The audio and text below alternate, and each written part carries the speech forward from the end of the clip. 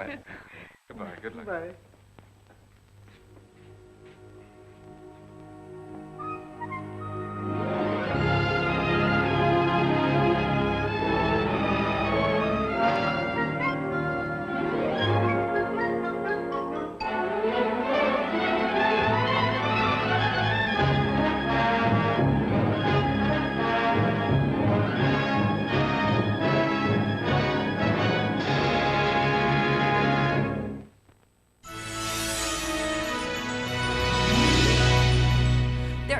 Nothing I'd like more than to help a new generation of Buccaneers do better than I did. From Edith Wharton, author of The Age of Innocence, BBC1 brings you the Buccaneers, an anarchic group of free-spirited young women who, having been born to new money, are ostracised by New York society. The Buccaneers turn instead to the English aristocracy for their salvation. In England, the greater the man is, the less likely he is to be entertaining. His dullness is always in proportion to his distinction.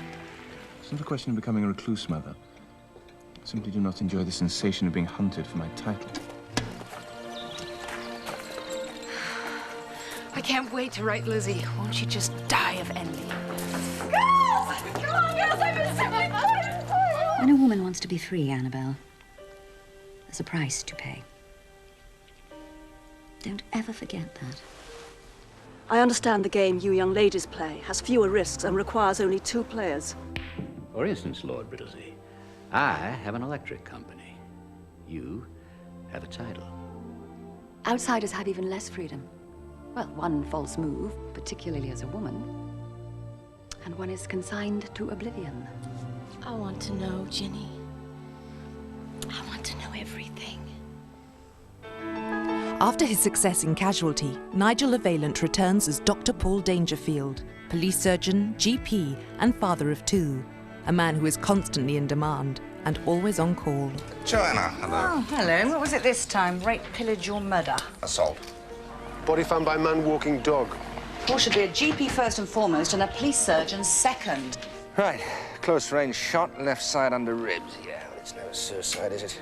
The police think it's murder and he's the prime suspect. So I need all the help his doctor can give. I thought after your mother died, I thought you and your father were very close. I mean, we arrest the bloke, we question him, we charge him, and all the time your son knows what happened. I've got a good mind to nick him for wasting police time. I thought I'd let you down. You've had the police on a wild goose chase, nearly endangered a man's life. I'll say you've let me down. Dancy, how can I talk to you? I haven't talked to you since you killed... since Mum...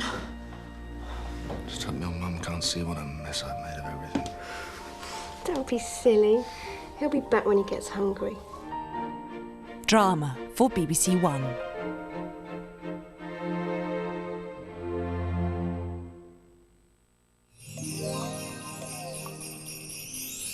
A late night look at the weather now on BBC One. Here's Peter Cockroft. Good morning. It's blowing a real hoolie along the English Channel tonight. The winds are touching severe gale force. I think those winds are going to moderate for a time during tomorrow and then they'll pick up once again later on in the day. Just take a look at these gusts. Earlier on this evening, we had winds of nearly 60 miles an hour along that Channel coast. Some really rough sea conditions there tonight. And we've got some wet weather around as well. Some very heavy rain over Wales and northern England. Now, I think the worst of that should move southwards overnight. Clearer skies coming into northern England and Northern Ireland. But with all that moisture around, we can expect some fog patches to form. Up in the far north of Scotland, well, the wintry showers will continue overnight. And you can see temperatures falling low enough underneath the clearer skies for some icy patches on the roads.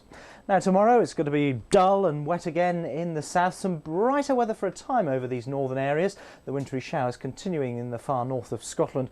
But this cloud and rain is going to move back north eastwards, pushing into Northern Ireland during the early part of the afternoon.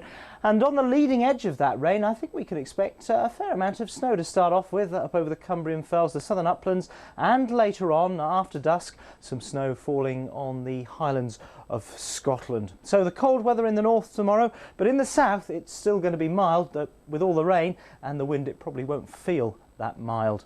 Looking further ahead through the rest of the week, well, the low pressure that's bringing us the unsettled weather is going to move eastwards. Eventually the wind's coming down from a more northwesterly direction, and that means we'll have a change from the rain to showers, and then later in the week we'll find that it'll turn much colder. Good night.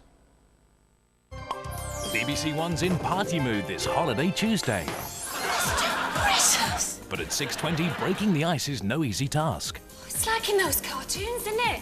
When Sylvester's been in a block of ice. At 6:50, the Mad Hatter himself plays host to a celebrity big break. Can we get on with the game now? I'm starting to moult. At 7:30... When Sharon gets back and see the state of this place, she's going to have no choice but to sell her share to me. She'll never do that. One thing no one should ever do is mess with a good guy.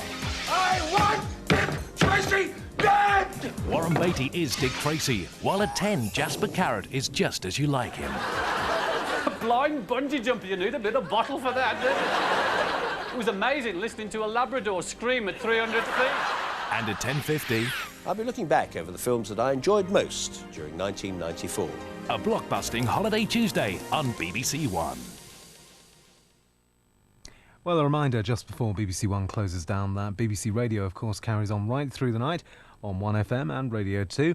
And on BBC Radio 5 Live, there's live coverage right now of the second test between England and Australia, where England are currently trying to regain their initially promising form against the Aussies, who are now on to their second innings. 23 minutes past 2 and time for BBC One to close down. Thanks very much for watching. I hope you'll be able to join us again a little later on today. In the meantime, all that remains for me, Andy Taylor, is to wish you on behalf of everyone here a very good night. Good night.